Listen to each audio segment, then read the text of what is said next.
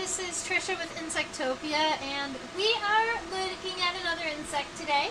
I was looking through my collection this week and just going over some of the specimens that I collected last year and sorts of things, and I came across this weevil, and there are a couple of characteristics about this weevil that I think are pretty adorable that I wanted to share with you. One of which is when we get to looking at the little tarsal pads. Oh my goodness, they are so cute. So when we're drawing the little pads of the feet of this weevil, I'm really excited about that. And secondarily, I really like to show insects on this channel that have like metallic or coppery kinds of features. Love the metallic colors, and I love really cool textures. And this weevil has both. It might be, you could probably maybe see a little bit of where I'm coming from. If you look at the elytra here, you can see there's kind of some pretty colors happening. But when we zoom in to, and this is just fake on my computer, this isn't the microscope zooming. But when we zoom in, there's going to be all types of really, really fun colors and patterning here. So that is something I'm pretty excited about this weevil for. It is a fairly small specimen, so even at this view here, this isn't even the microscope all the way zoomed out. And I am going to have to zoom the microscope out all the way so that I can measure it from the head to the, so that I can measure its length. So we will be doing that. So let's see. The texture I love, and the tarsal claws I love. So I'm excited about those things. And it's a weevil, and I know how many people out there absolutely love weevils. Here's some fun factoids about them. Weevils are kind of beetle. Yes, I know that a lot of you are going to be aware of that. Now, beetles are the largest order of insects out there, so there are more beetles than anything else. But not only are there more beetles than anything else, but the family for weevils, which is Curculionidae, is the largest family of beetles. So there are more insects in Curculionidae. That's the largest family, and I think that family, I think that it has something like 90,000 species identified in it. Let's see. So, broad-nosed weevil is going to be the common name that I know for this beetle here.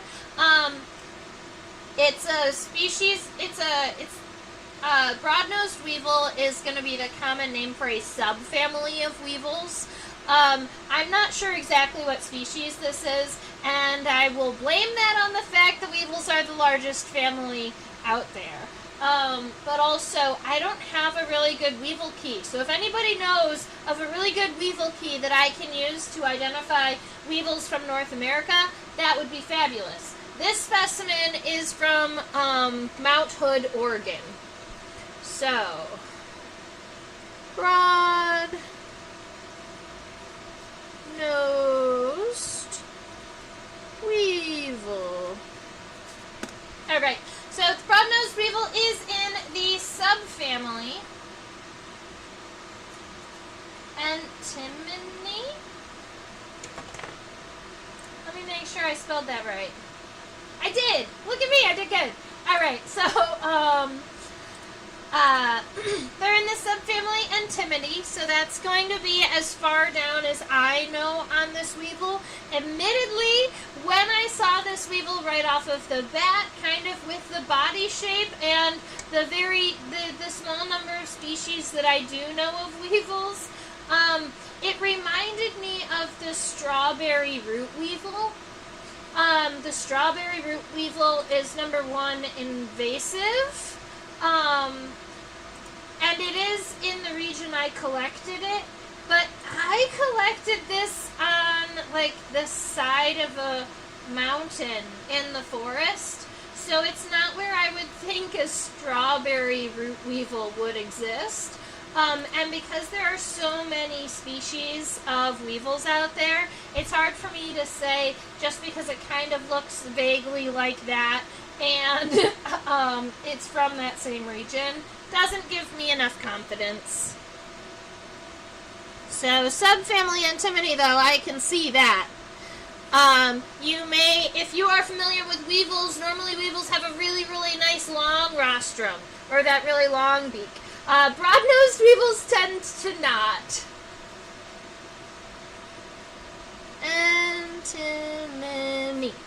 All right. If you are not already aware, the family name is Curculionidae. That is all of the weevils. But interestingly enough, the family Curculionidae is all of the weevils and bark beetles. Bark beetles are a subfamily of weevils, which always seems strange to me because bark beetles and weevils, to me, they look so different. We've never drawn a bark beetle in this class, but that's also because bark beetles are so incredibly tiny. I also don't have one pointed. And that would make one of my professors really sad because I learned from a professor who was, he was the top bark beetle researcher in the United States, but then he taught a student, and the student became, kind of like wrote a whole bunch of books and stuff. So, arguably, top 3. I don't have a bark beetle in my collection. We're going to have to make that happen. Okay, so, weevils, largest, broad-nosed weevils, very good. So we're going to zoom out, and we're going to go ahead and get a measurement here.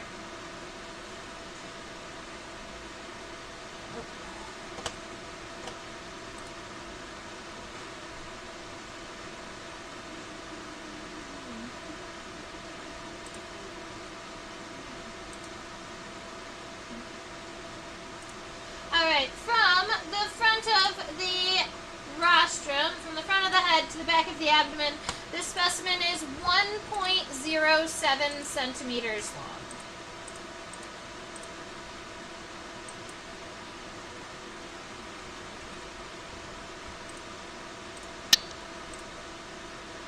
So it's not incredibly small, but it's small enough. Let's see. 1.07 centimeters. Ooh. Do we want to draw this beetle dorsally, or do we want to draw it laterally? Let me look and see what this beetle looks like off to its side. Because it's a weevil, it might be a lot of fun to draw it laterally. I do have a handful of you watching out there. If you have a preference as to whether you would like to look at it and or draw it dorsally from the top or laterally from the side, you should let me know.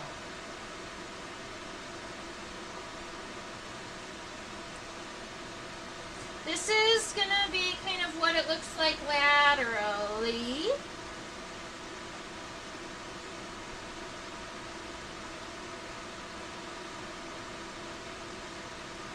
I think that would be really cool. You can see the head, a little bit better. All right, Jared says laterally, Bag says laterally. Let's draw this beetle laterally.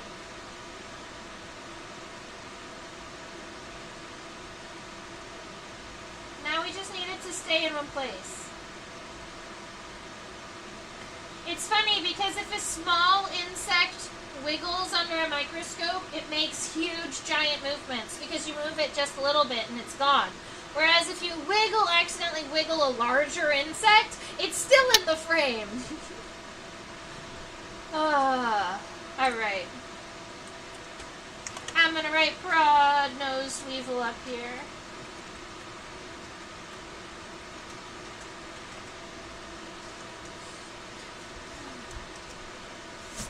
Drawing it laterally. I'm going to turn my paper off to the side. I actually kind of want to get a... Wow. Okay.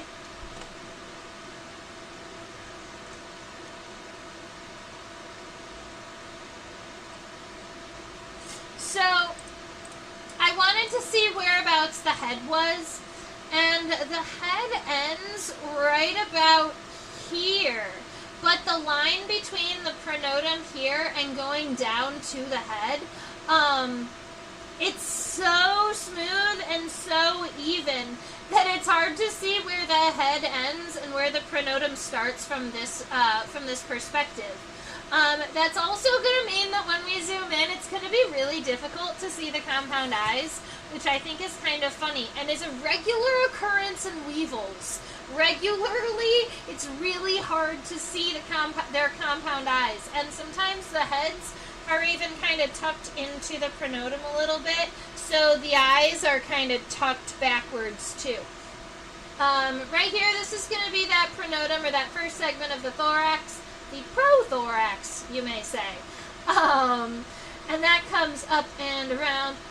It's also where the front leg is connected, and the first pair of wings. Weevils are not true bugs. Weevils are actually a kind of beetle. Because this mouth part here, even though it looks like a snout, like a really long, what could pierce and suck, it's actually, that part is not actually is not the mouth parts. That's just a shape of the head. And then the mouth parts are at the very end, and they have little chewing mouth parts at the end of that beak. So they are beetles. So cute. Alright, these are the elytra. Going back, we can see that there are some striping patterns in the elytra here. These would be what we would consider striations. When beetles have these kind of long lines in the elytra. And we've got second and third pair of legs and some abdomen. We can see the edge of the elytra here, so that, you can see the tarsal pads. Alright, I mentioned these at the very beginning, but I just want to show you really quick, how adorable this is.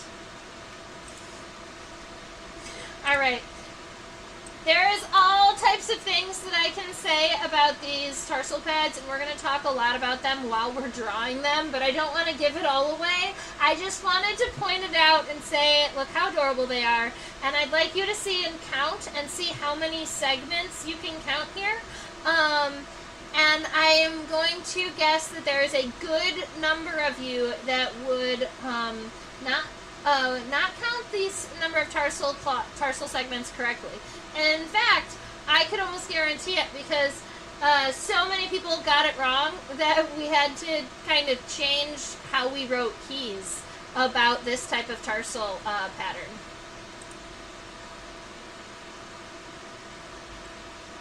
Okay, so I think it's about time to get our first sketch in. So we've got to talk about a lot about their mouth parts and a little bit about their biology and all types of fun stuff like that.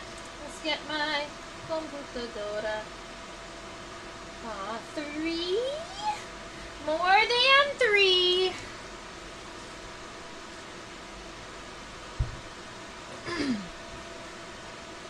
So instead of drawing the head and then the pronotum, because the head and the pronotum seem very much connected in this case, I'm going to draw that entire section. So I'm going to start with a vertical line. Let's see, I'm going to imagine how big I want my insect to be. I'm going to kind of imagine where that halfway point would be and then go a little bit further and right about there. Okay, so I'm going to give myself this vertical line, and I'm going to imagine that this line right here is the separation between the prothorax and the rest of the body.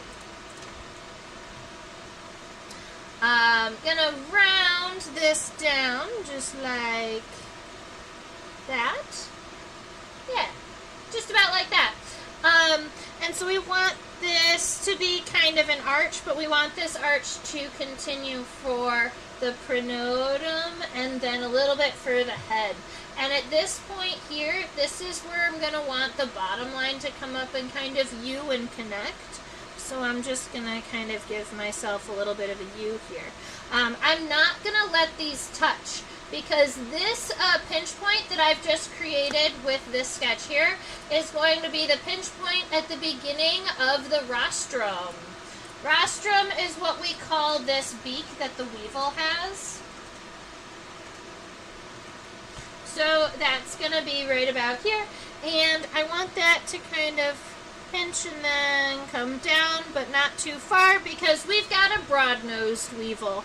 And we're going to be zooming in and getting some final details on that, but that's where I'm going to leave that for right now. And then I might actually start off by also trying to get this front leg in, because I'm afraid the front leg is going to mess with that rostrum, and I'm too excited about it. So if I have the coxa coming down here, and we've got that femur is actually pretty tall. I'm not going to add all of the final details. I'm just looking to get kind of a basic, and I'm hoping that I'm going to be able to put the tibia like really straight kind of down like this. But I think it's still going to end kind of short. But I think that that'll work. And then there's going to be the tarsal segments. That should be fine. Alright, cool. Between the pronotum and the elytra, let me write those words for you just in case it's the first time you're hearing them.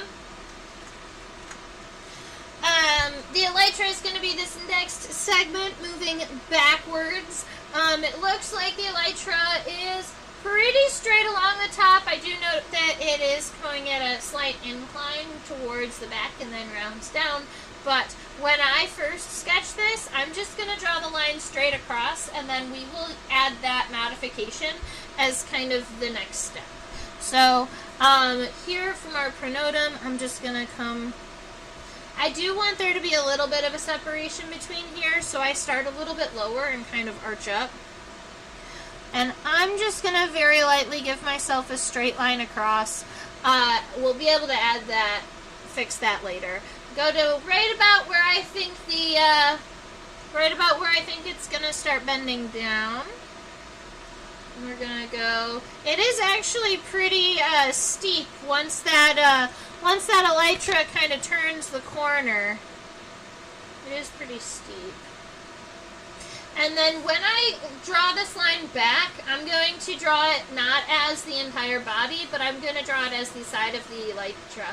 Because I want this line here at this point to come up not to the bottom of the pronotum, but right about, I'd say, bottom third.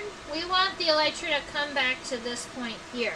So it's going to be kind of flat and low for a moment, but then it arches up right about at that hind leg and then comes across. That might be too drastic, or it might have happened too fast. Let's see. We're gonna play with that a little bit. It might be coming up too high.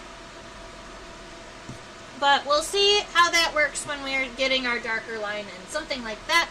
And then from here, now we can go straight across on the bottom. That straight across should actually get us a little lower than the pronotum, so I'm going to fix that by just doing something like this. Alright, and then coming back up. Now that's just the body, that doesn't include the cox. Actually it does, look at that. That does include the coxa, so that middle leg is going to come out something like this. And the hind leg is right about here and is going to come up. The hind leg looks significantly longer than the front and the middle legs on this weevil.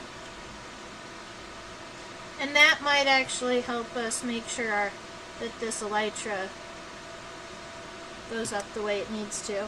Because a lot of times, when you're viewing a beetle from a lateral perspective, a lot of times the elytra is going to kind of curve up a little bit right above the third pair of legs. I'm not sure what exactly the reason or the purpose is for that, but I would assume that it has something to do with the way the elytra open and how they interact with the legs while they're opening. That's what I would guess. Okay. Alright, I think that is a decent, that's a decent start for our Weevil. So we're going to go ahead and zoom in and check out some of the more detailed features.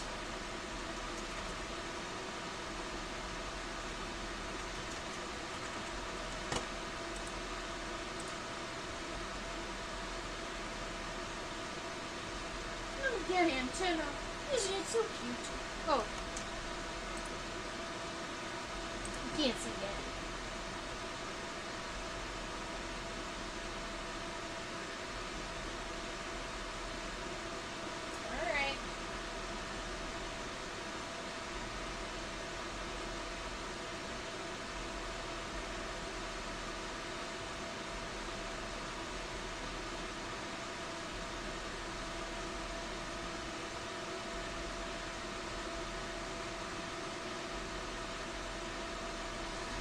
I wonder if the other side, the leg doesn't interact with the head as much.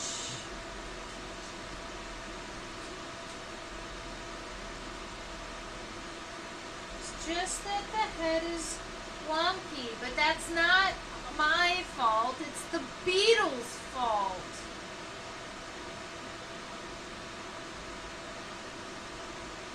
That's better.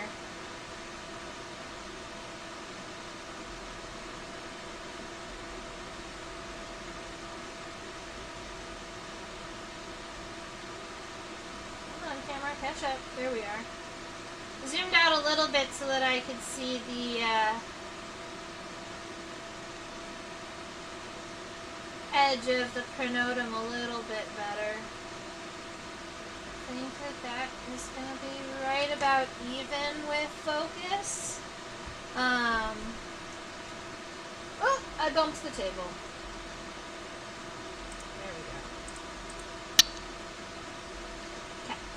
Oh no, I flipped the beetle on us.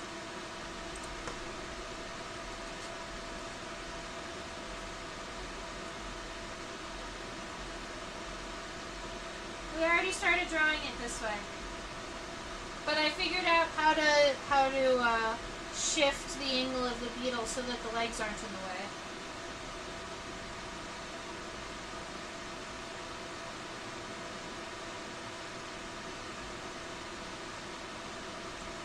Alright.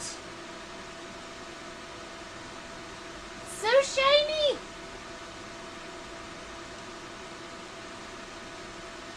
See, I want to know if the colors on this Weevil are texture or if they are scales. Because I do believe that there are a number of Weevils that have scales.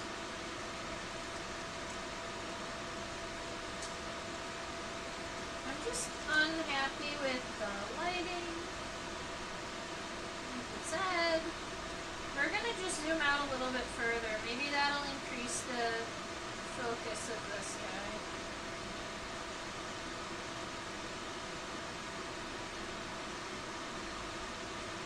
He's so cute though. Alright, we're going to leave it like this.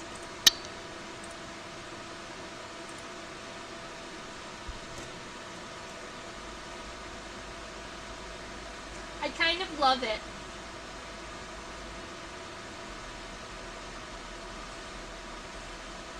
Okay, so this Weevil here, the head is very, very short. And if we get Terry out here to point out where the head ends, that is this line right here. It comes down, it arches a little bit behind the compound eye so that you can see the entire compound eye here. It's all nice and round. It's not hidden behind the pronotum. And then it comes down right about there. So this is where the line exists. You've got the compound eye that is right here. The antennae are connected way down here on the beak or the rostrum. And those antennae we're going to look at from another angle when we are drawing them, but they aren't clubbed. And those chewing mouth parts are going to be right down here at the end of the rostrum. So if we're sketching this, I want to see where exactly the head is going to go back to. And I would say if we've already got kind of the beak shape here, I have the bottom of the head here kind of being disrupted by the leg, but I think that that's going to be okay because the leg doesn't disrupt the rest of the beak, which I'm happy with. So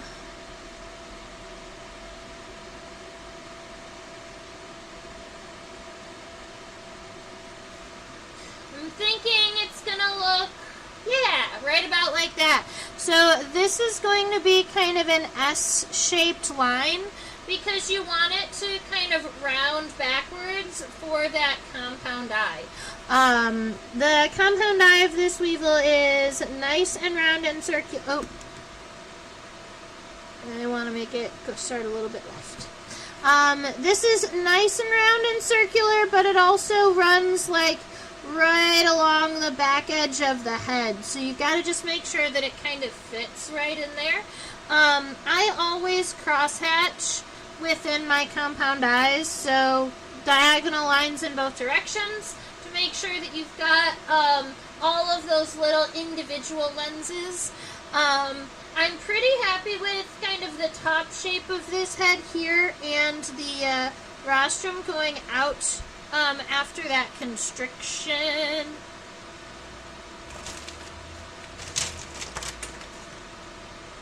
My good eraser has walked away. That's fine.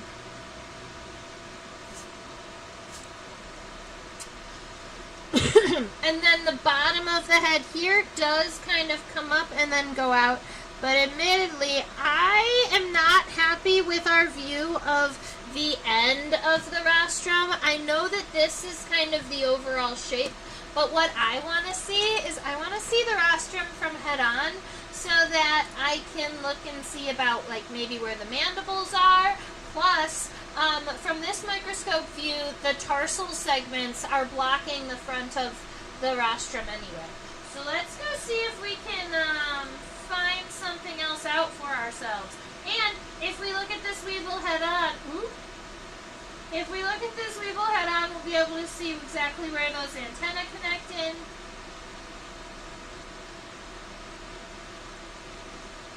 I just love those tarsal claws. The segments. Put it all on the line. Alright.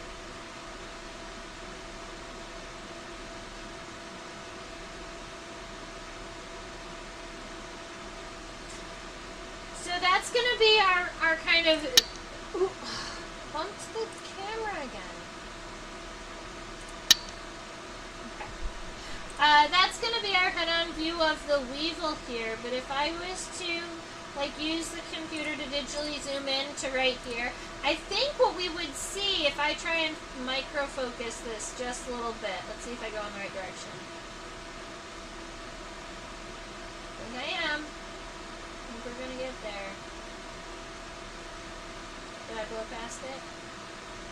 Nope. We're still getting there. Now we've gone past. Alright, so right here, what you're looking at are the mandibles.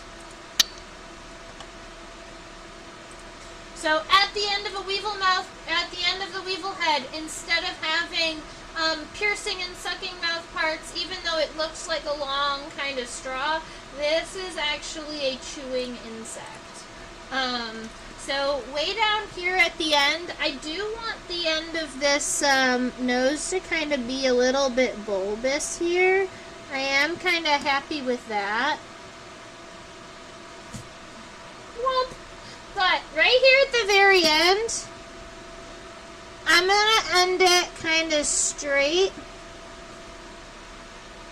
And then instead of, I'm going to get rid of that nice round edge, I'm going to kind of give myself a little bit of a straight edge here. And then this straight edge, I'm just going to add a little bit, something that looks like this. Those are going to be my mandibles. So it's almost like a little rectangular piece. I did round it off on the bottom and shade it along the top just to give it a little bit of a mandible type of shape. So if I was going to zoom in to that shape and try and describe it to somebody, it would be like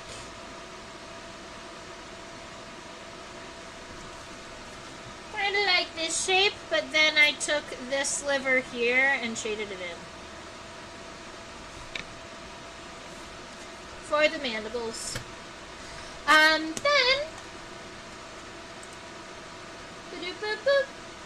look how cute. Now we also know where the antennae are connected.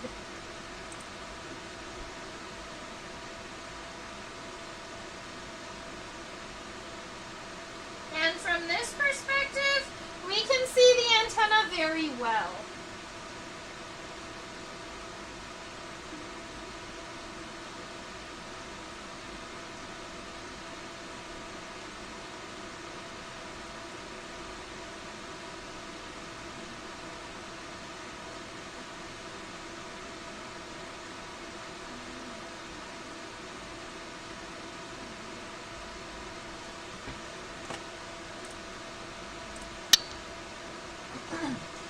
So there are a couple of ways that people would describe this antenna.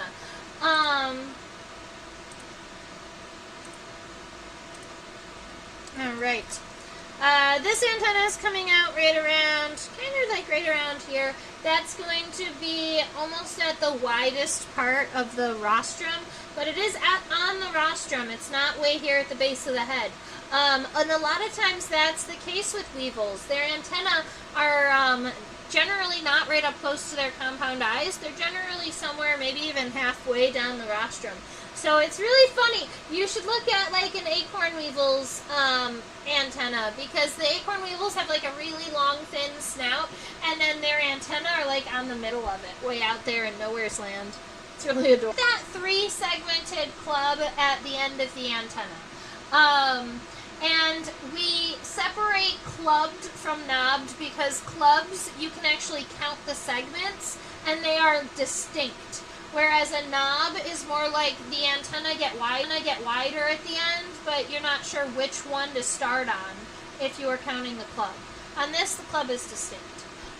So we would call these clubbed antennae. Now, here's something kind of funny, and I read it in the Boron de Long insect, the beetle key, recently, described one of the antennae of a beetle as capitate and geniculate. And a geniculate antenna is an elbowed antenna. We call those geniculate. Now, a lot of times, I've always reserved this term for like bees, wasps, and ants. At least they're most common in bees, wasps, and ants. But the definition of a geniculate antenna is that that first antennal segment is significantly longer than all of the other segments, and that after that first segment, you kind of have that 90-degree bend.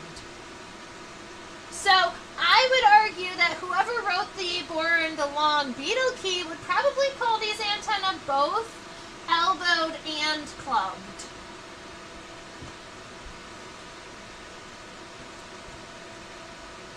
Alright, so right here, sorry, I guess I went on a little bit of a rant.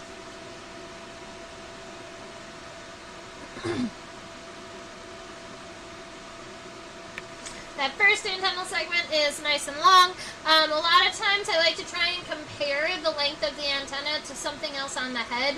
So if I was to kind of rotate that antenna around, I imagine that that first antennal segment could reach all the way to about the middle of the compound. And the antennal socket on this beetle is significant. So I'm just going to kind of create a little U underneath it to show kind of the socket that it's coming out of. Now, we've got 1, 2, 3, 4, 5, 6, 7. Yeah. We've got 7 segments before so that I can bring these smaller segments down. My internet seems to be going in and out, so if, let me know if my 2, and then the next 4 are pretty small triangles, so I'm just going to go 1, 2, 3, 4. I think we are right on track for these sizes too. The next one is a tiny bit wider, but it doesn't start the club yet. And I want to zoom in on the club and see what this looks like here. So we're going to, but if I play with it a little bit.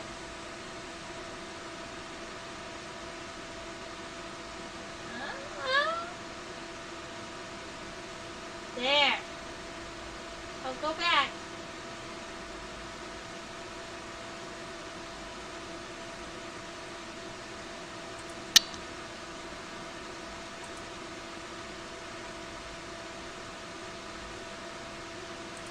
Okay. So at this point, you can see that that club, or what we would call the capitate antenna, the club. Whoop, whoop. Club needs to be better. Club needs to really look like a club. It's got to get wider than everything else.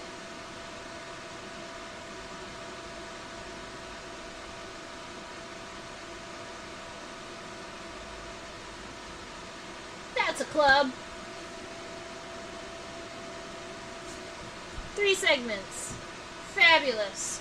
So we've got, or if these are scales.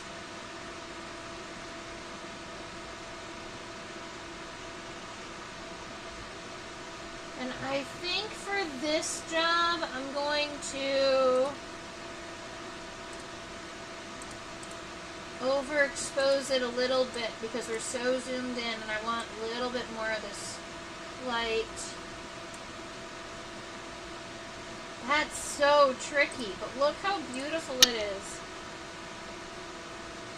It reminds me of some of the like midnight glitter kind of situation because you can tell that the exoskeleton is very much black, but the coloration on it is like pinks and yellows and greens. So skeleton make me feel like these are scales.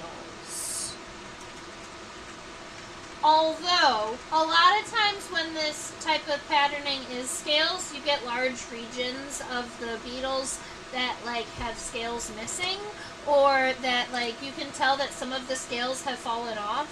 And admittedly, I don't see very many regions where I would say, wow, it looks like its scales fell off. Like that's not a thing I'm receiving from this beetle.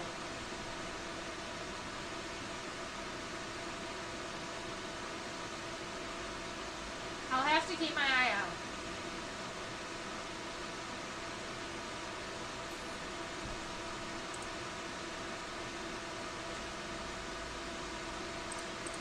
Right, now we get to throw the exposure back down so that everything is back to normal. And we are going to move backwards from the head. So I think we've really torn apart the head enough. We've looked at the mouth parts and the eyes and the antenna, and we got to talk about all of those parts. So I'm pretty happy with that. And we can move backwards to the prothorax.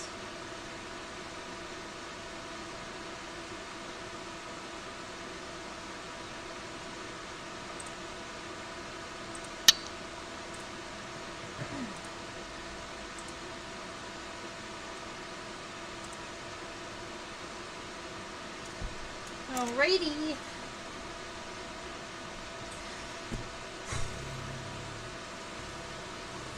Alright, so we already have an estimate of kind of the overall shape of the pronotum, and admittedly, I think I did a decent job with at least the shape of this arch and going up.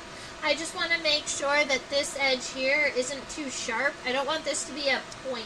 We're going to make sure that it rounds down just a little bit. So I'm going to start from there and give it a little bit of a rounded edge. And then, oops. And then follow the line to the best of my ability. Here we are.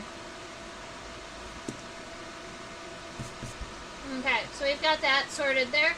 Now, on the way down, I'm not so happy about just going straight down because we've got a little bit of an indent right here, a concavity, I would say.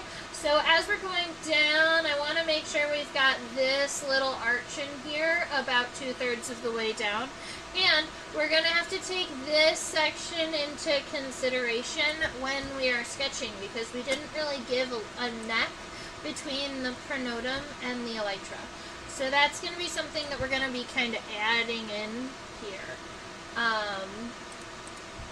So we're going to be coming down. You can follow this line mostly until you get down to that bottom 2/3. Admittedly, that's about where that wing we connected. So right about where the elytra comes back and connects, we want it to go, wee, not today, elytra, and kind of go around it.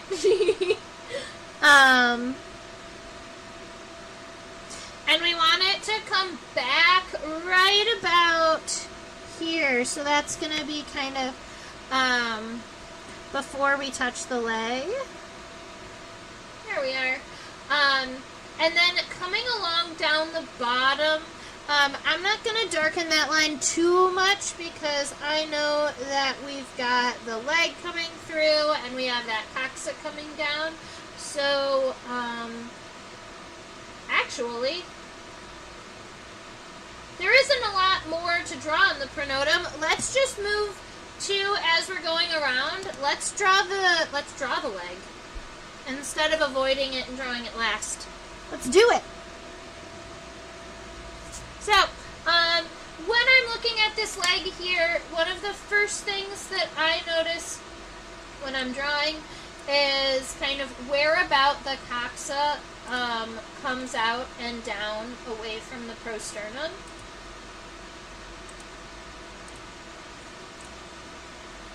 So, I have it coming out kind of way far back, but I do want to make sure that this coxa kind of moves forward a little bit. I don't want to move it forward too far because I don't want it to mess with the rest of the mandibles and stuff. But I think it can come forward a little. So, we're going to kind of start this line coming down, and then, from this perspective here, which I do believe, it's not a fully lateral. Yeah, that's what I thought it looked more like. So we're going to go follow that. Okay, so this view is twisted just a tiny bit, but I want to tell you that if you're looking at it straight laterally, this is the coxa down here, and the coxa is actually kind of wide, so you can see it on both sides of the femur when you're looking at it straight on. So, I might see if I can rotate that. I mean, I already rotated it on my side, but yeah.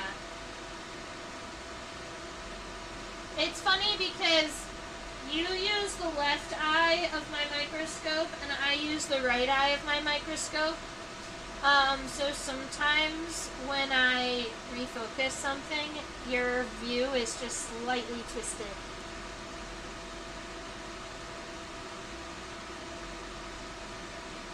And when I say you use the left eye, I mean like the camera.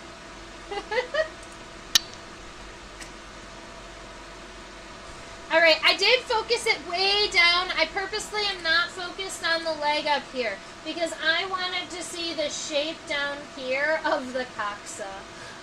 So this is the hip. And we will refocus it for the rest of the leg. So coming down here, the thing is the beginning of the coxa is kind of a diagonal coming down. We're going to go kind of straight across here where the femur is going to be, and then it comes straight back up. So we've got kind of this shape happening to start off, and that's just the coxa. And then we're going to add the femur, and the femur connects right at that flat point. So it's going to connect right about here and right about kind of here. So it looks like, in my perspective, I might want to bring this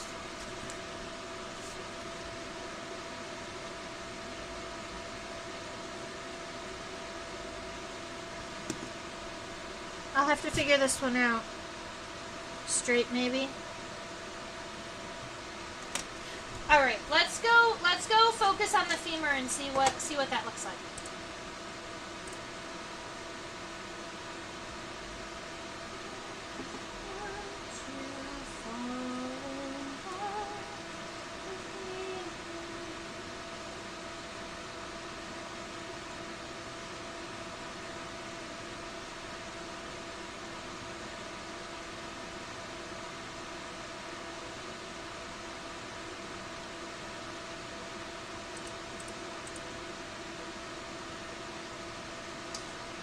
So that is what the femur and a portion of the tibia look like. Come back, focus. I didn't touch the microscope. I think my microscope needs to be retightened.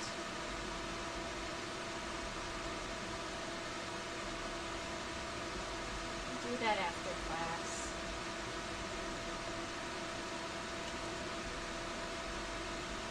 Okay, that's going to be good enough.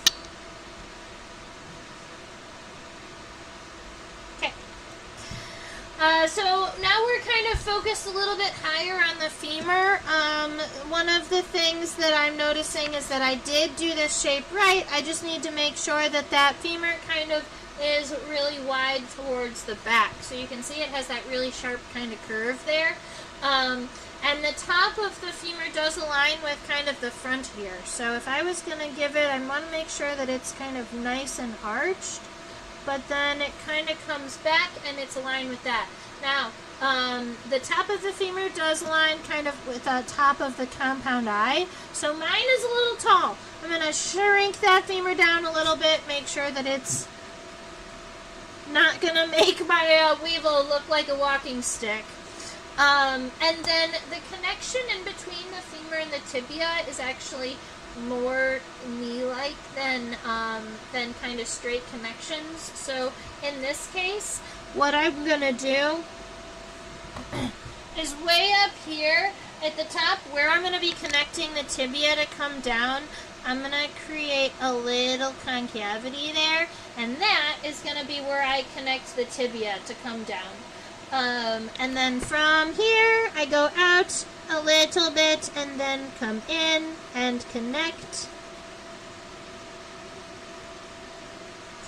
And then you've got that first femur with a place to connect the tibia, and you can see the coxa on both sides, which is what I wanted to do in the first place.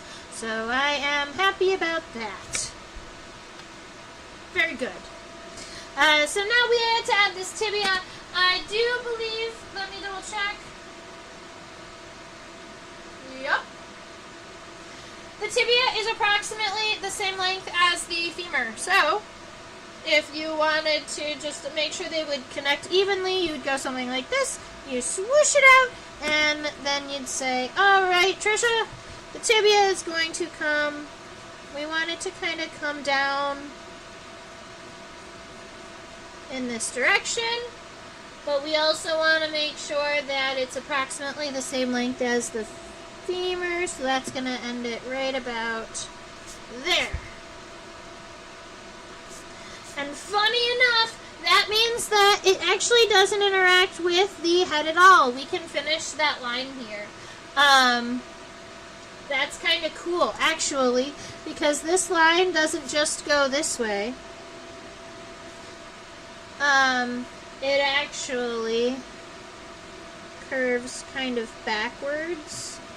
And that's going to give it a really cool kind of addition to this head because we were able to fit that tibia back.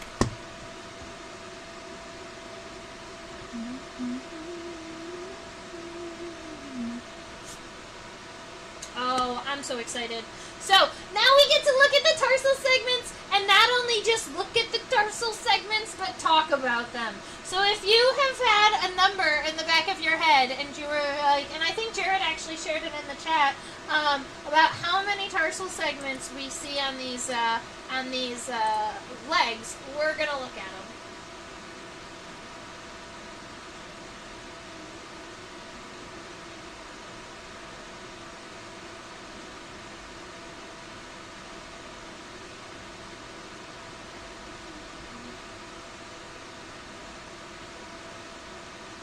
I wonder if the other front leg is also so involved with the head. I mean, this is better, but when you're looking at it from the front,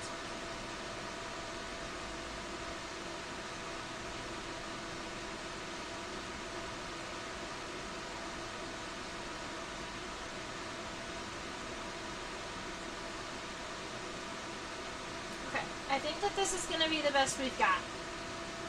Oh, cool. We've got antenna and leg all in one shot, too.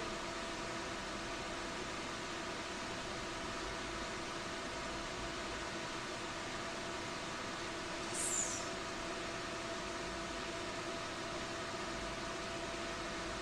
Focus, focus, focus, focus, focus. Aww. It's a weevil paw.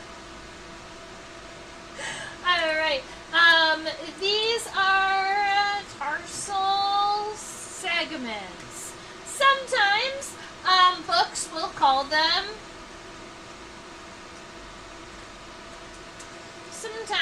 books will also call them tarsomeres. These are individual segments of the tarsi. There are, if you were going to count these tarsal segments here, and you were going to include every tarsal segment that this beetle has, you would count 5.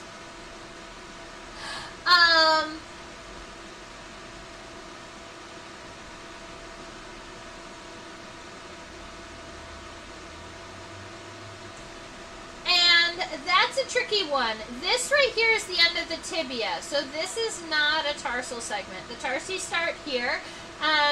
This weevil has one kind of triangular tarsal segment, one tarsal segment here that's triangular. This is a bilobed segment, so it's got one lobe over on this side and one lobe over on that side. Sometimes I call these heart-shaped segments, but this one is so lobed it's not even heart-shaped. It's just 2 lobes. Now, here's the crazy thing, and the segment that nobody ever counts because you can't see it. There, right about here, is a little itty-bitty, teeny-tiny tarsomere that exists in between the lobes of the 3rd segment.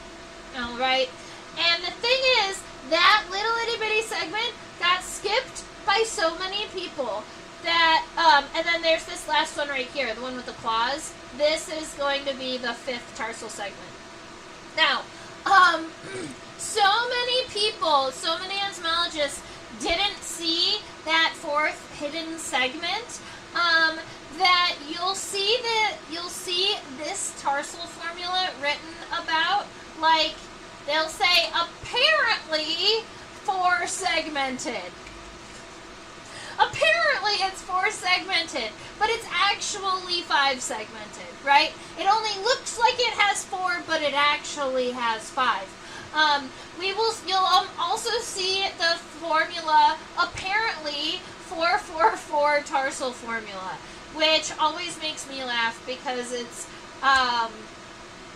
the difference between distinct tarsal segments and apparent tarsal segments. The ones you can see versus including all of them. Now, because this did also become so, like, this is such a popular tarsal segment, and it was tricky to just say apparently 4 segmented, and people were at questioning it and all the things. Scientists decided we're just going to make up a whole new word. So, this is a pseudotetramerous tarsal segment. This is a pseudotetramerous tarsi.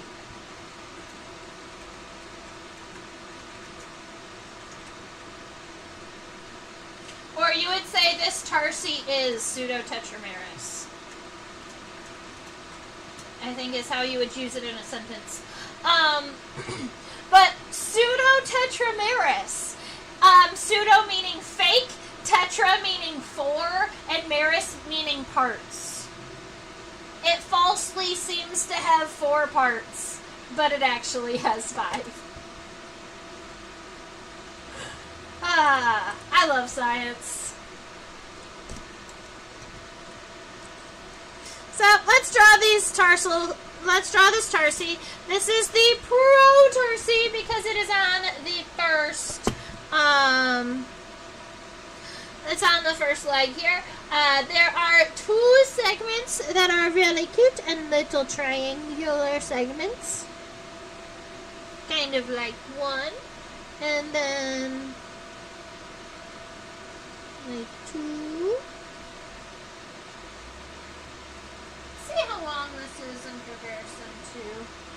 That's fine. I might make these.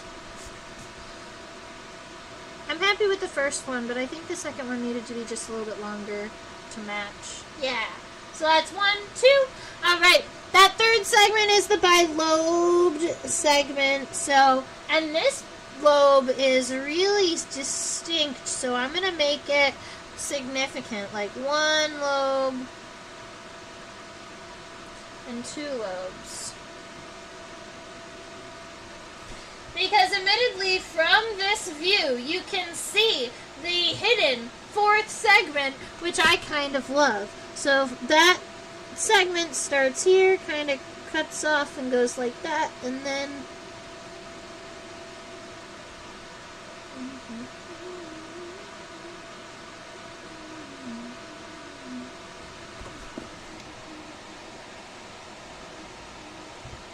one, 2, 3, 4, 5.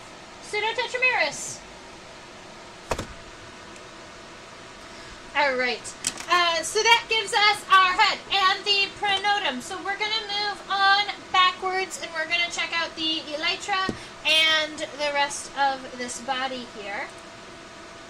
Welcome! I see that a lot of you logged in to check out the tarsal segments. So if you are new here, you can subscribe and then chit-chat with us in the chat box. I love when people ask questions, comments, and interact with me a little bit. Because, you see, I would be sitting alone in front of my microscope talking about bugs and drawing them. But you guys get to join my office and hang out with me.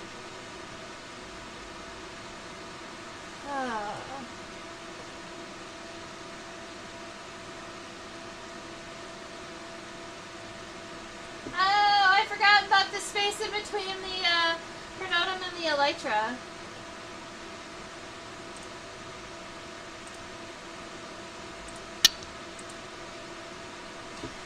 So we have to add this little space in between here. For me, what that's going to look like is right about where I've connected the elytra here. I'm just going to give myself a little short horizontal line, and I'm just going to kind of push everything back by a little bitty tiny bit. Now,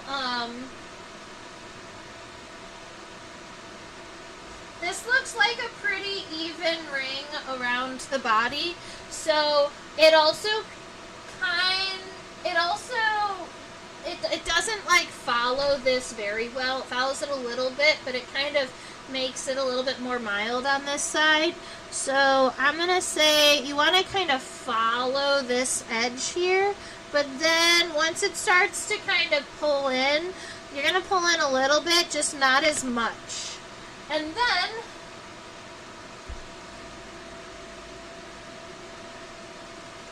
I'm going to finish it off way down there, right about where the pronotum ends. Right about there. Okay. Looks like I'm also going to be pushing back where I connected my front leg, because you can see it pushed it back just enough.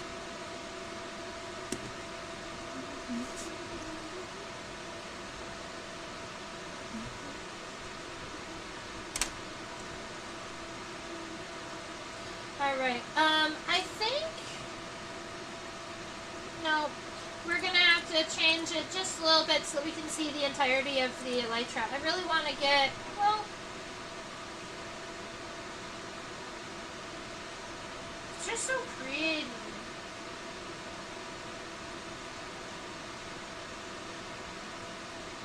I've also yet to see a region of this body that doesn't have these scales.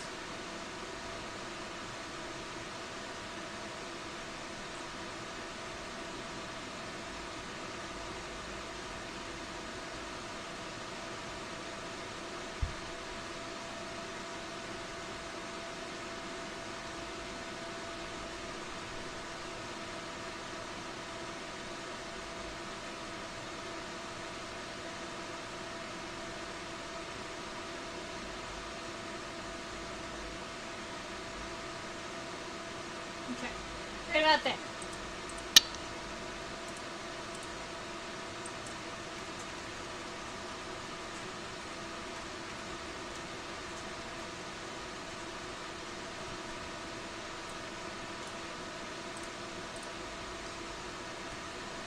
All right.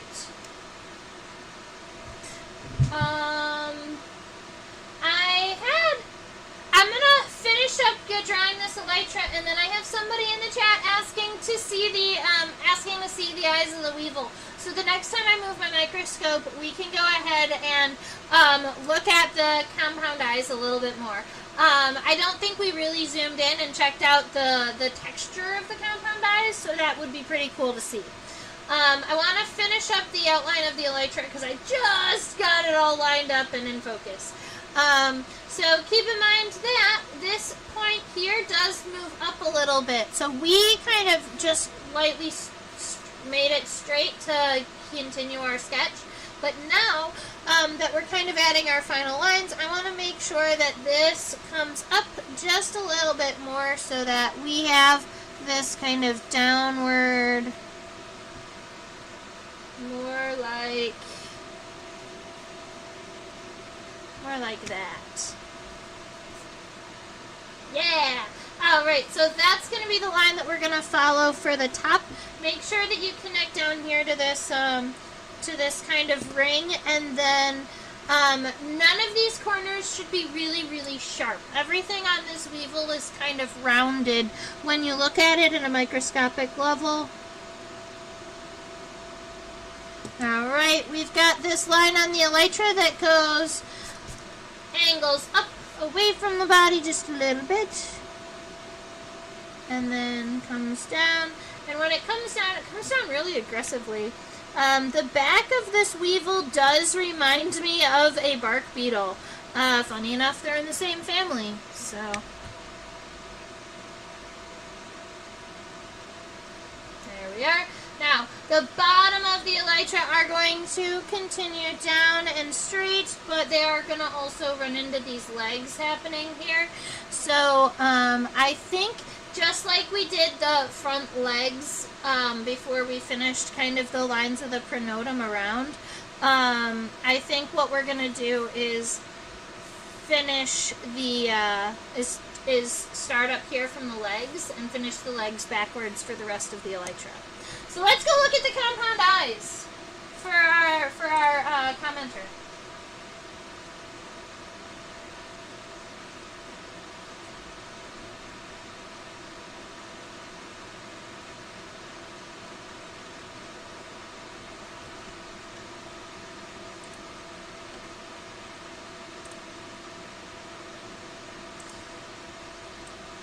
I'm going to overexpose the image a little bit.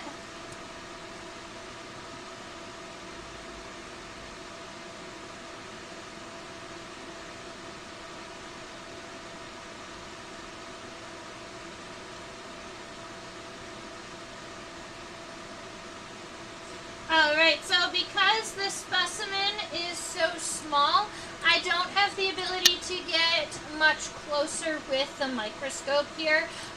This is as close as the microscope is going to allow me to get, but what I also can do is take this image and then zoom it in manually on my computer, so we can get so close as to see kind of just this compound eye here.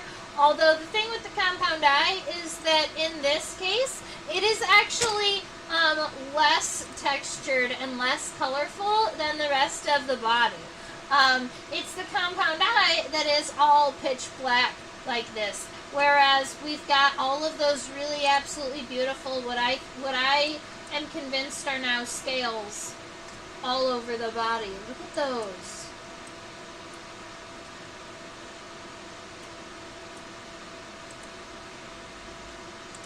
That's cool. I think I might have to take some macro photography of those.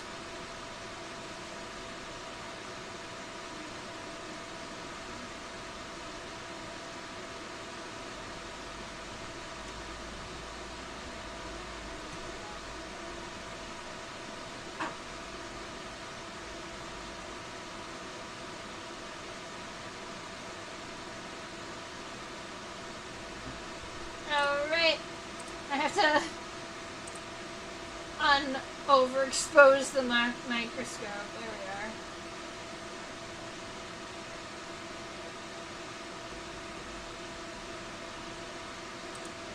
Perfect. That'll be good enough. So we're looking at the middle leg now. The middle leg is going to be connected right about pretty much where, pretty much at the base right here. There is one thing weird and interesting kind of happening, and you'll see that there almost looks like there's a big flap of exoskeleton kind of coming down right about here. That, we're just going to pretend that that doesn't exist. The bottom of this body should kind of go straight across. The thing is that sometimes when you pin insects, especially when you're pinning insects that are really small and you're looking at them at like this scale, you'll see the evidence of where the pin went through. So if you imagine, like, you take a piece of paper and, I don't know, you poke a pencil through it. If you're looking at it from far away, it just looks like a pencil through a piece of paper. But when you look really close up, you'll start to see all of the little itty bitty white pieces from where it went through. That is what you're seeing. It's a little piece of the exoskeleton that punched out when the pin went through. So we're just going to pretend that this is nice and straight.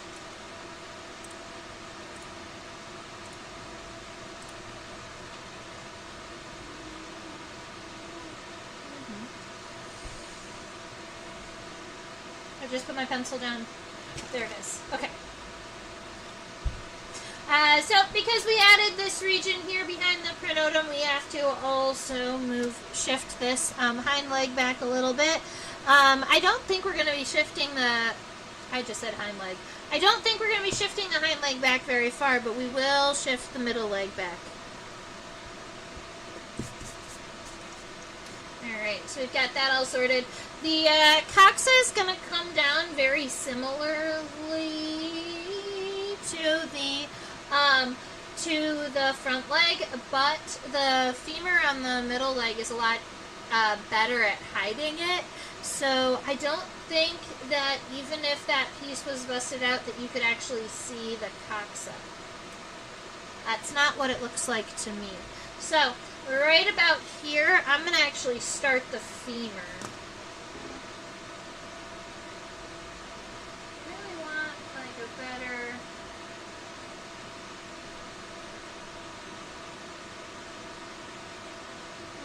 That's fine. So right about here is where we're starting the femur. I'm going to just make it kind of nice and round here. The thing is that this femur has a couple of weird shapes to it. I believe where it... I'm going to do it this way.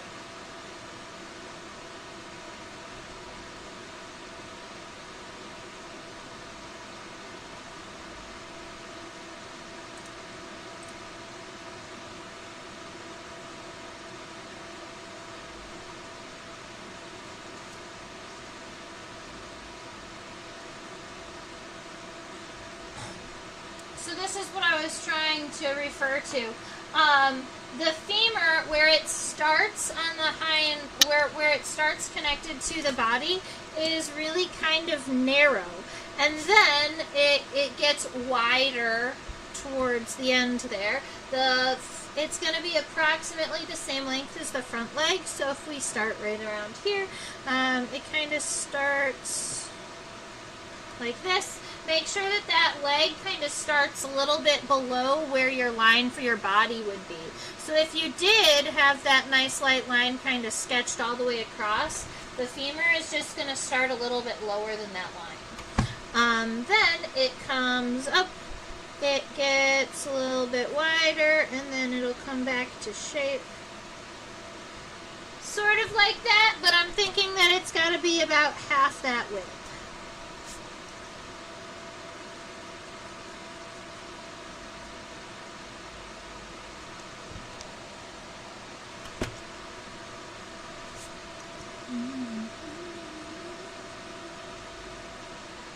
That's better. Okay. So this is what I'm thinking for the femur for the middle leg. After I got it finished, admittedly, I think it almost looks like a guppy, like a little fish with a tummy.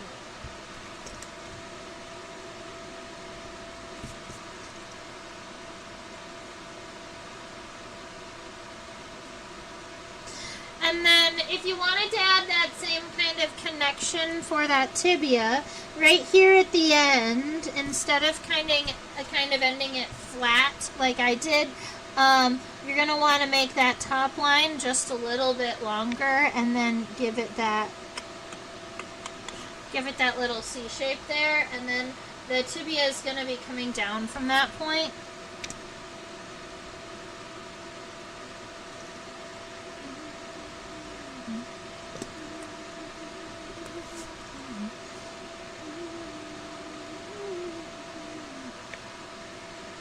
Alright, let's go and look and get a better view of the tibia.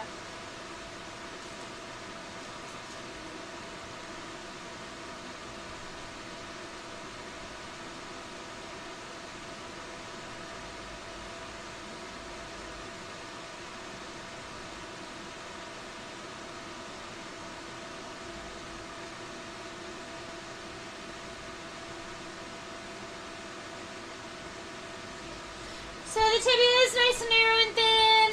There's not a lot of fun happening on it, admittedly. There are some hairs coming off of it. I don't even see a real tibial spine or anything at the end of it. That's what it looks like. It is approximately the same length as the femur, so it does have the ability to reach all the way back down to the bottom of the body here. So that is that tibia. And then you have a pseudotetramerous tarsal formula again. So that is 2 triangular segments. 1, 2. The bilobed segment. 1, 2. And then what appears to be the 4th segment. That is actually the 4th and 5th segment combined, because you've got that little hidden segment in between the lobes.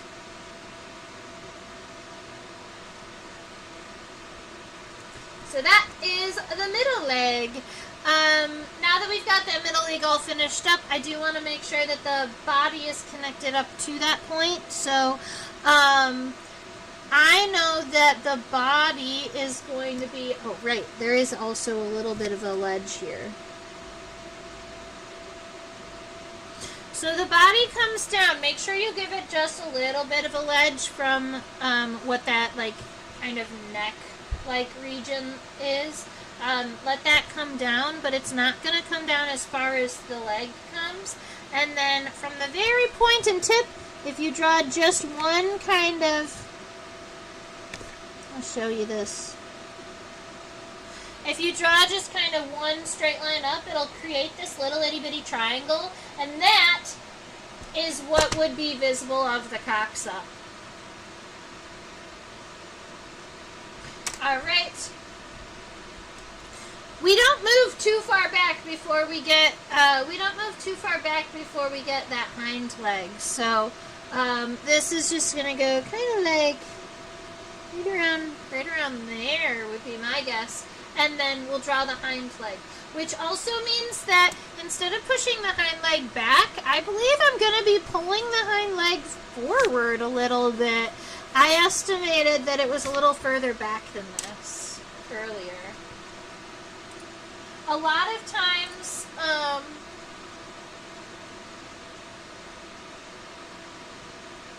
the middle of the body is between the second and third pairs of legs. But I guess in this case, that's still a truth if you take the rostrum out of consideration. Like if you take away the nose-like part between the second and third pairs of legs is about the halfway point.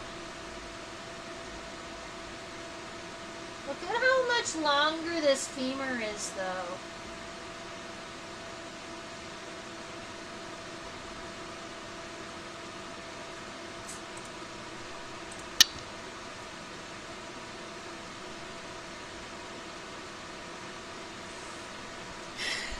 Okay, so the femur is right around here, which also means that it's going to be directly in competition with the tibia, the mesotibia.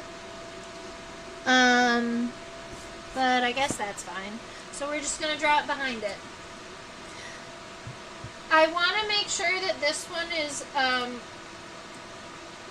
you'll see the bottom of the femur is, of the metafemur, is U-shaped.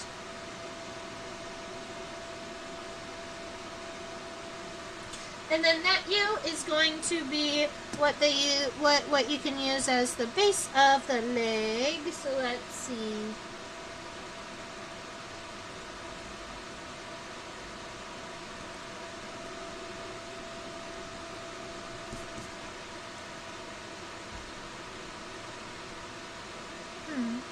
I want it to start kind of narrow, and then it does have to get wider, just like the middle and the front legs do.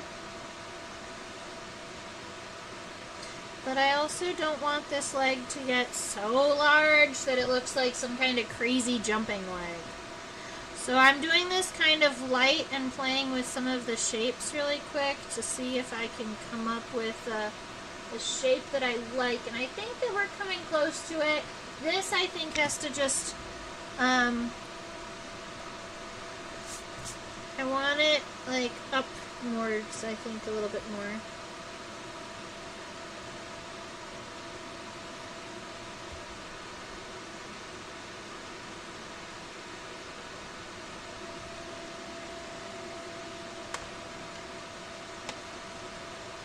Okay. So I'm thinking that that's going to be our shape for the femur. Because I want all of the connections from the femur and the tibia to match, I'm going to also use that same trick on this one, except that this femur is slightly different.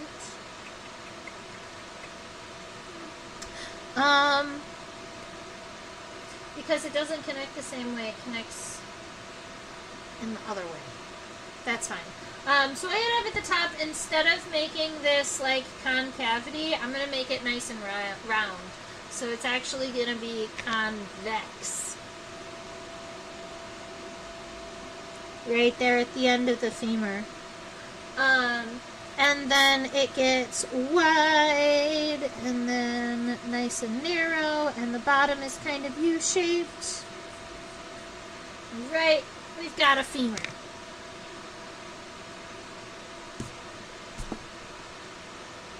And then the tibia here is going to come down, and it comes down kind of almost within this. And that's because what you're seeing is, I don't know if I have anything that can show you this. The top of the femur has kind of two lobes that if you look at from this way, there's a joint in between them, and that's where the tibia moves up and down. But if you look at it from the side, it just looks like one round notch, which is why we're drawing the tibia kind of on the inside of this shape. And the tibia is nice and long. In comparison, the tibia is as long as the femur. So it's kind of just like the same leg, just double in size. And I do believe the hind leg is also pseudotetramerous, but let's go ahead and zoom in and look at those tarsal segments one more time.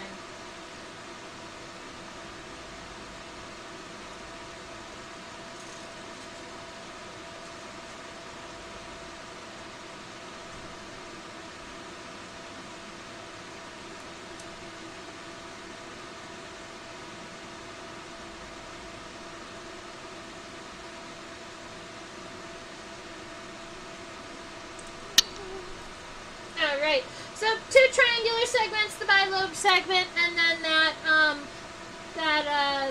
the final, sometimes I call it a raindrop segment, because it's kind of like narrow on the beginning and long and round on the end. It's just what I call the last segment of the tarsals. The last tarsus, tarsomere.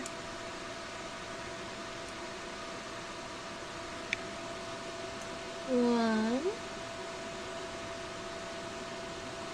two, lobes.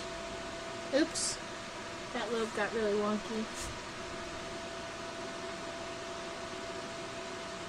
And then 4 and 5 together, because 4 is itty bitty teeny tiny. Tarsal segments. They look a little bit like this. Alright, so now that we've got those legs sorted, now I would be happy to draw the bottom of the abdomen and the side of the elytra. So let's zoom out and check that out one more time.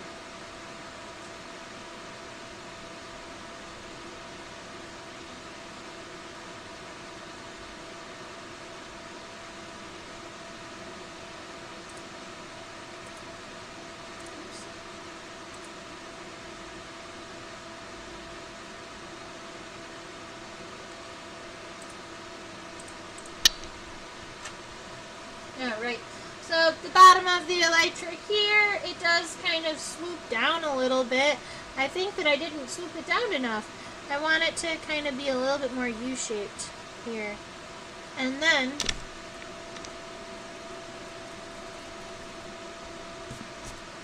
yeah.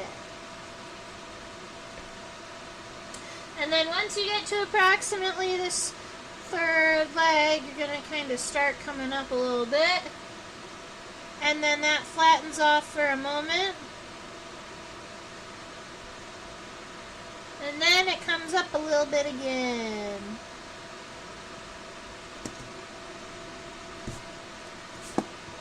And that is going to be a shape that I am happy with.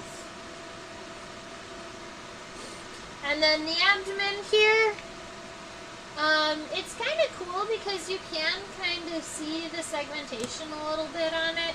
I was noticing that when I just kind of was moving the focus. So you could, if you wanted, take this shape and go honestly straight across, just like this. And nobody would know the wiser, but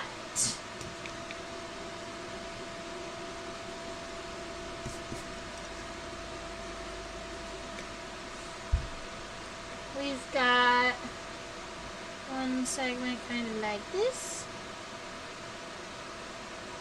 We got a couple of shorter segments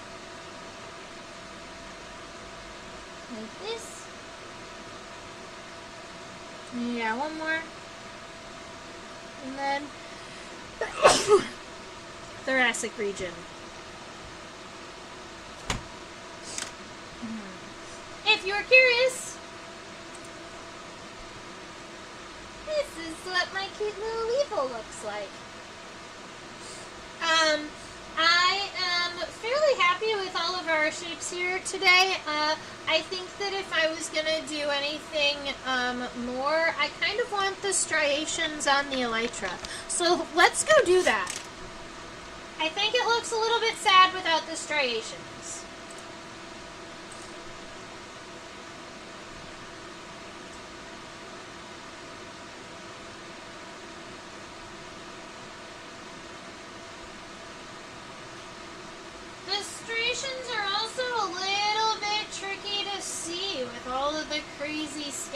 happening, but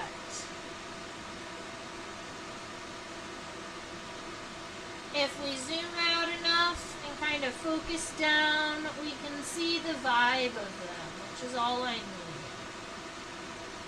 Yes! So, I would say the straightest of any of the striations, it starts right about at the middle, and then it comes down and goes down to this tip here. Something like that. That looks like one of the most straight ones. But then as you're coming up, the striations are more straight and then they bend down. Kind of like that, and it gets kind of more aggressive as it goes towards the edge. And then for the bottom, you've got one that kind of views a little bit like this. And then you've got another one that actually comes down and kind of follows the bottom line here. And it's easier for me to follow that line from the end to the beginning, so I did that. It almost looks like there's one that kind of cuts this corner a little bit, but I don't think that I'd be a fan of it in my drawing.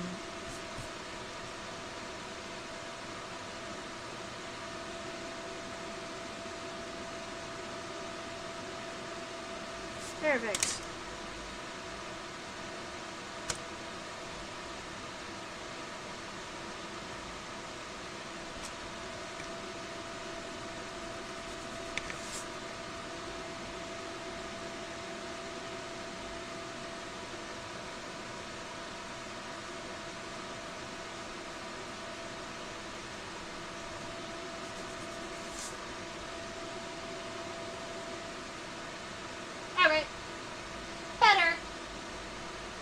Broad-nosed weevil in the subfamily Entiminae. Could we look at the mouth parts again? Maybe ventrally. Of course we can.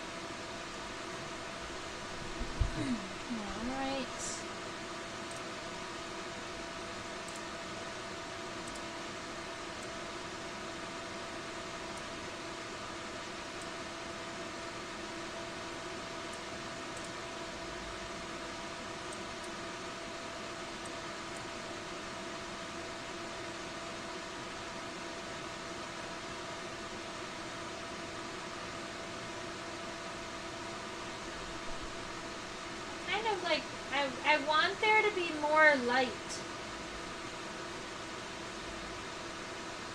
But when I increased the exposure, it got really bad. We're going to try one more time, just like by a little bit. Too much. Alright, that's doable. So, looking at the weevil's mouth parts from a ventral point of view, they're going to look a little bit like this. Now, when we're seeing something like this, I feel like you've got so many different parts that it's going to be really hard to kind of pinpoint exactly what you're looking at. So, here's your baseline. This flap-like piece here, that's the labium. L-A-B-I-U-M. It's like the bottom lip, essentially. I thought...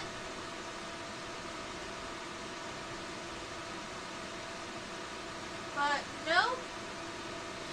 Something that you might notice, or you might see that it's kind of different than a lot of other insects, You're not going to notice palps. All right. A lot of times sometimes every now and again, sometimes a weevil, I think, will have a visible palp, but most of the ones that I've ever seen, their palps are kind of flattened against their head or their face, or they're evolved pretty much away. So you're not going to see palps or little mouth fingers on a weevil regularly. You have the bottom jaw, that labium there. This right here, this kind of chunky black piece here, and this chunky black piece that's right about there, those are the mandibles. Alright, so that's those chewing mouth parts that they're going to use to chew and swallow their food. And this shiny bit around it, here and here, that's just bits of the exoskeleton, or bits of the head that are surrounding those mouth parts. Oh, yes. And underneath those bilobed tarsal segments, you've got these absolutely ginormous and super adorable tarsal pads. Oops.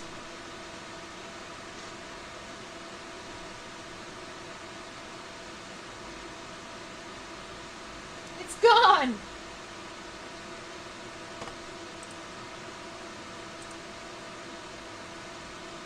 Oh, there it is. I see where we are.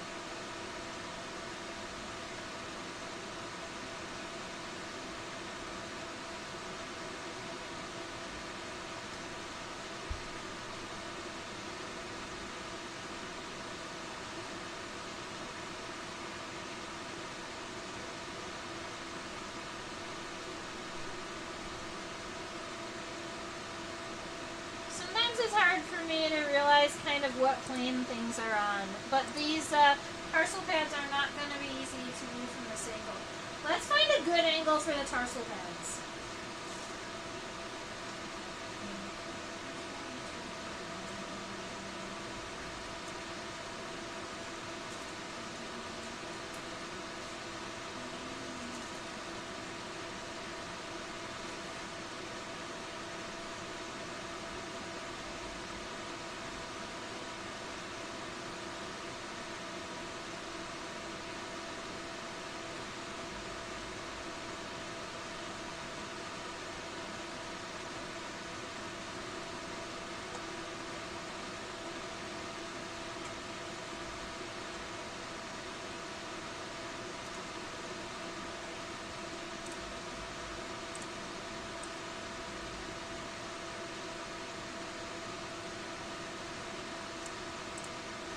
The tarsal pads on the bottom of these feet, they look like toothbrushes. They're so bristly. Honestly, I'm curious as to what this species of weevil feeds on and what kind of plants it has to walk on for them to have those amazing tarsal pads.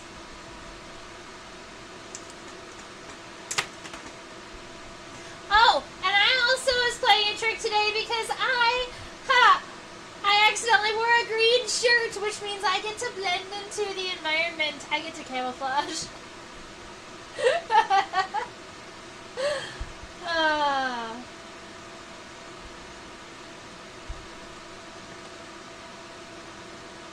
Alright, so that is our broad-nosed weevil today. Tomorrow I am driving to Raleigh, North Carolina, and I will be in Raleigh for the weekend. If you are in the Raleigh region and you want to come and see me, I will be at the World Oddities Expo. I do some owl pellet dissecting classes with them, and I also do a stage performance, a stage talk, and we discuss insect intercourse, which is an absolutely fabulously fun topic to talk about because insects are weird, man, and I love it. So, that's where I'm going to be this weekend.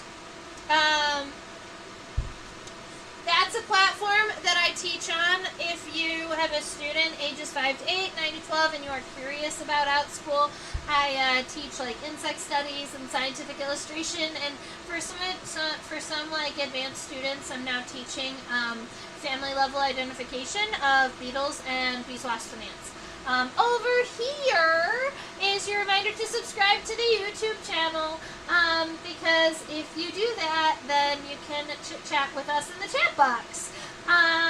Thank you so much, Jared and Bags and Rancid Cowboy and a Communist Tungsten, for chit-chatting with us today. Some of you are new this week, and I'm so excited that you dropped by. Here's the thing. I don't know what we're drawing next week. It's always a surprise to me, but if somebody says in the chat, let's draw this, I put it on a list and we'll draw it next week. So if there is an insect that you're curious to look at, or you want to draw with me, or you just want to hear about its cool life history, let me know in the chat and I will put it on the list. That down there is a QR code that directly links to my PayPal. That is just if you really enjoyed your time here today and you wanted to tip me a couple of dollars, it's always appreciated.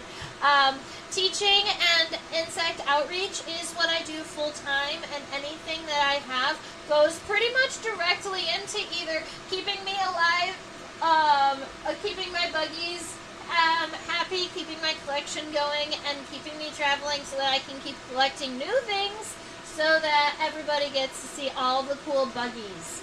Have I done a hysterid before? I have done a hysterid, but I am totally cool with doing another hysterid.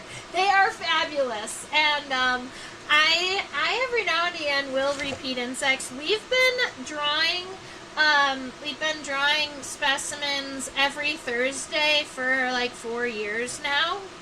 So we repeat every now and again. Hysterity! Fabulous! I don't have to think about it next week. I've got a really adorable comb beetle too I'd like to draw with you. So, thank you, Bags. Alright, got that. If you ever did want to just chit-chat with me or send me a cool picture or show me your drawing or whatever, that's my email address. It's open and active and available for you to reach out to me if you'd like. Over there, that is at Insectopia 2015. That is my tag on Facebook and Instagram. If you do either of those things, I generally, honestly, I'm not super active on social media. I do plan on trying to be better at some point. Yay. That would be good. I will admit, I have so many cool bug pictures on my phone that I've never shared with anybody. And they deserve to be shared with the world. So I need to figure out getting social media sorted. Okay. I hope that you all have a fabulous rest of your week. I look forward to hearing from you next weekend. And stay buggy. Bye.